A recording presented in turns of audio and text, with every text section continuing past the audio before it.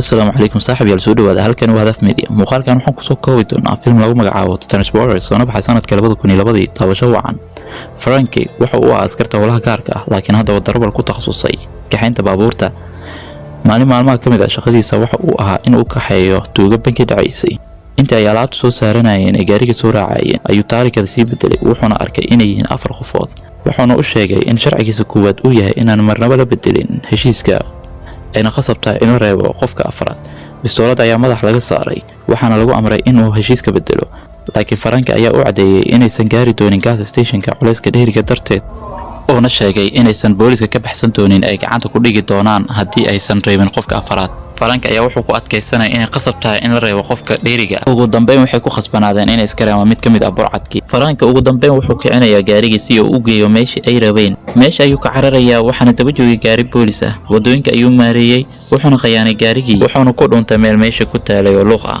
markii ay meesha ka soo baxeen mid kamid ah tuugada ayaa wuxuu dareemay xanuun Frankie ayuu weydiistay in uu qaato haba nadiif ah waxay sii wateen socodkoodii laakiin nasiib darro waxa daba joogay boolis wadadana waxa isku soo jaray gaariga qashinka qaada laakiin wax dhiba ma laha Frankie ayaa wuxuu sameeyay inuu maareeyo kana baxsado isagoo ku bootinaya gaari trailer ah si ay uga baxsada meesha markii ay tageen goobtii loo socday Frankie waxa uu helay lacag ka badan intii lagu heshiiyay waxayna weydiistay in uu u kaxeeyo Avignon laakiin Frankie waa uu diiday isagoo fiirinaya sharcigiisa koowaad lacagtooda ayuu u celinaya taarikada ayuu iska bedelaya halkii ayuu ka tagayaa guriga isagoo cabitaan ku sameysana waxa soo jiiday war TV-ga ka socday oo laga hadlay weerar tuuga lagu qabtay wadada Avignon darwal xumada darteed isagoo taabanaya warka waxa uu yimid Ibstoor Police deegaanka laguna magacaabo Tercone si uu weydiiyo su'aalo ku saabsan gaarigiisa wuxuuna u sheegay gaari BMW oo taarikadiisu tahay ewer 6 loo adeegsaday in wax lagu dhaco oo wada darawal xirfad sare leh wuxuu iska dhigay inuu waxba ka ogeyn laakiin isbitoori ayaa meesha indheeyay fiiriyayna sidoo kale gaarigii waxay kadib Frankie ayaa wuxuu helayaa wicitaan ugu yimid qolo ganacsato oo doonayaan inay la kulmaan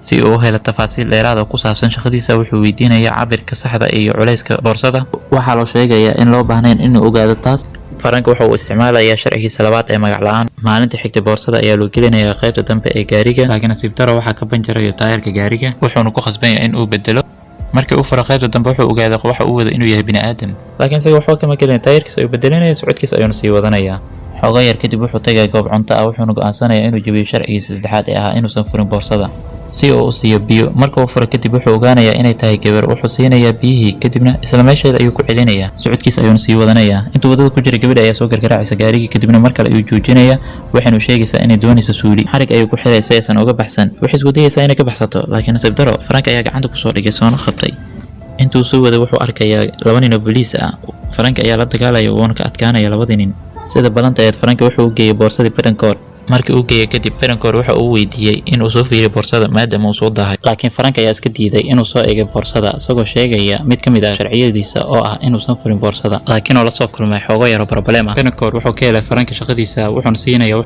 waxa ay ku heshiiyeen laakiin intuusan tagin Frankie waxa laga dalbanayaa in uu qaado shantadan yar Frankie uu aqbalay isagoo ku faraxsan hawshan isagoo u socda goobta kale ee cusbeed wuxuu istaagayaa goob cunto ah wuxuuna hor u soo qaadanayaa cabitaan wuxuu isdhahay gaariga ku laabo laakiin waxa qarxay gaarigii qaraxaas oo sababay shantadii loo soo dhiibay isagoo xanaaqsan ayuu ku laabanaya guriga Bedancourt halkaas uu ku dilay dad badan kuna dhaawacay wuxuu la soo fakanayaa gaariga isagoo gurigiisa u socda wuxuu ogaanayaa in gabadhii haddana ay saaran tahay gaarigani si xanaaq leh ayuu u joojinayaa wuxuuna iska tajinayaa gabadhii go'aankiisa waa uu ka laabanayaa maadaama meesha ay cilo tahay gurigiisa ayuu u wadayaa gabadhii guriga markii ay tageen waxa uu weydiinayaa magaceeda wuxuuna ogaanayaa in la yiraahdo magaceeda Ley iyo sawirkeedin ku dheereynina xarig ayuu ka jarayaa wuxuuna tagayaa qolkiisa jiifka waxay raadinaysaa xogtiisa gaarka waa Ley waxay helaysaa sawirkiisa hore waxayna dareemaysaa in ay amni ku jirto ayna saaxan karto halka Bedancourt uu booqanayo rag ka badbaaday weerarkii uu soo qaaday Frankie wuxuuna weydiinayaa qofka ka dambeeyay waxa loo sheegayaa inuu Frankie nool yahay kana dambeeyay weerarkan wuxuu dilayaa ninkii si aysan booliiska aysan wareysi uga helin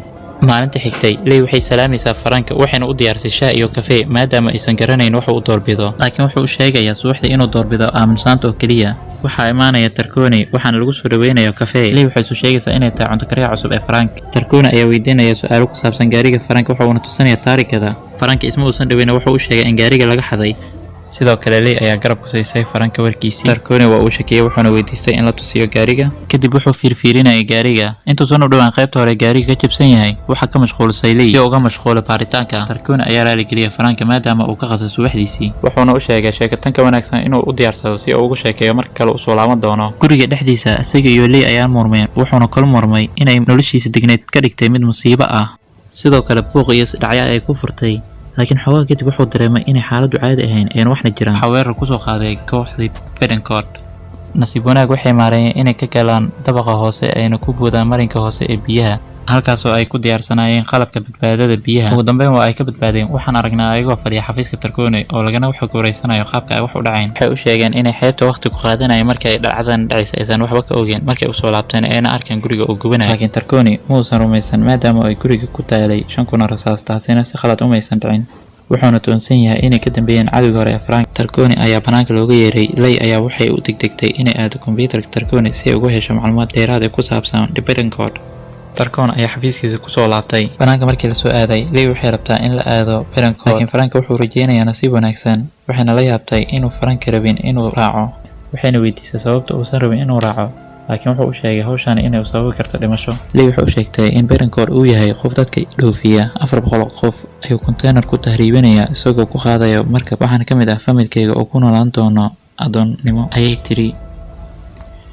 Frank waa uu aqbalayaa maadaama ay tahay gabar dabeecad wanaagsan ayna aad isaga u jeceshahay.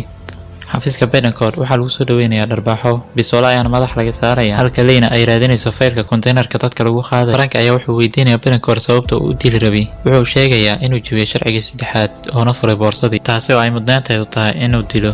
Leena waxa ay waynaysaa faylka ay raadinayso. Frank ayaa bisooladu dhiibaya isagana kalkiisa raadinaya. Bedencourt ayuu Lee aabeeda u sheegayaa inay halkani joogto uuna kor soo fuulo. Frank waa uu naxaya waxayna u sheegtay inuu ku jiro containerka. Lee gees ayuu cararaysaa waxayna weydiinaysaa 400 qofood ee containerka ku jira. waxaana meesha soo galay Lee aabeed Kawai. wuxuuna u sheegayaa gabadhiisa haddii ay rabto Frank inuu sii noolaado waa inay dhigtaa bisooladu. ayagoo raba inay ka takhalusaan, waxaa loo soo wargelinayaa inuu askari qaybta kore u soo socdo. kadibna jug xoog leh ayuu ku dhufanaya wuxuuna ku dhacayaa dhulka. kadibna waxaa soo kale Tarkoni. Bedencourt ayaa ku eedeeyay Frank inuu yahay mid dadka afduubta. Leena uu ku haystay xoog iyo hanjabaad, sidoo kale kaga qaadanay lacag baad ah. Frank wuxuu arkayaa isagoo jiifa xabsiga. marka uu soo kacana su'aasha koowaad uu weydiinayo waxay tahay aabe Bedencourt iyo Kawai. laakiin Tarkoni ayaa u sheegaya inuu naftiisa ka taxadaro marka hore. Frank waa uu aqbalayaa wuxuuna sheegayaa dadka lagu tahriibinayo containerka si loo adoonsado, laakiin isbitooruhu wuxuu sheegay inuu baari doono arrintaasi. laakiin Frank ayaa ku andacoonaya inaysan haysan waqti ku filan. Tarkoni ayaa la yaabaya sida degdega leh oo uu rabo Frank in loo xaliyo arrintani maadaama ay haystaan wax ka yar 12 saac. Frank ayaa ballan qaaday inuu hawsha xalin doono, laakiin kaliya uu halkan ka sii daayo. Tarkoni ayuu bisoolad ku qabtay si uu uga baxsado Frank saldhigga. wuxuuna ula ku xisay Tarkoni waxayna isla gaareen ilaa iyo dekedda. Frank ayaa maxsalameynaya Tarkoni si uu hawshiisa u wato. wuxuuna qaadanayaa doon yar si uu u aado Marseille oo ah halka ay containeradu yaalaan. wuxuu isticmaalaya qalabka lagu ogaado wadna garaaca si uu u ogaado containerka ay dadku ku jiraan. laakiin nasiib darase waxaa qabanaya Bedencourt iyo kooxdiisii. wuxuuna ku amrayaa ciidankiisa inay ninkan soo afjaraan waana ka tagaya. laakiin Frank ayaa bilaabaya dagaalka wuxuuna mid u soo afjaraya kooxdii looga tagay. kadib Frank wuxuu sii wadanayaa ceyrsigiisii. waqtiga ku yar darteed wuxuu ku guuldareystay inuu joojiyo baabuurta, laakiin wuxuu ku guuleystay inuu ku buudo mid ka mid ah baabuurta. darawalka ayaa arkay wuxuuna isku dayay inuu ka tuuro gaariga, laakiin Frank wuxuu bedelay qorshihii wuxuuna isku tuuray gaari kale oo bas ah. waxaa ku soo xamay kooxdii Bedencourt wuxuuna isku dayay inuu ka baxsado, waana ka baxsan waayay. wuxuuna ku khasbay inuu la dagaalo. waa uuna la dagaalayaa ilaa ugu dambeyn uu ka adkaado dhammaanna uu ka wada takhaluso. markii uu gaariga soo baxay waxaa laga horkeenay dharbaaxo kulul. waxaan aragnaa waxaa hortaagan hinka awood badan, laakiin saasata wuxuu ku khasbay inuu la dagaalo. waxaa halka imaadeen kooxdii kale haddana si ay hawsha u soo afjaraan, laakiin si wanaag wuxuu arkaya Olio wuuna isku daadinaya, taasoo jaanis u siinayso inuu kooxdani ka adkaado. wuxuu helayaa kabo bir ah si uu meesha ugu socdo maadaama ay meesha wada Olio ay tahay. wuxuuna ka adkaanaya kooxdii. nasiib daro waxaa lagu soo ridaya rasaas. wuxuuna mid ka mid ah u isticmaalaya gaashaan si uu rasaas iskaga dhigo uguna boodo daaqadda. wuxuuna ku dhacayaa biyaha. intaa kadib wuxuu soo qaadanaya gaari qadiimi ah si uu ugu gaaro burcadii. nasiib daro waxaa halaabaya gaarigii haddana.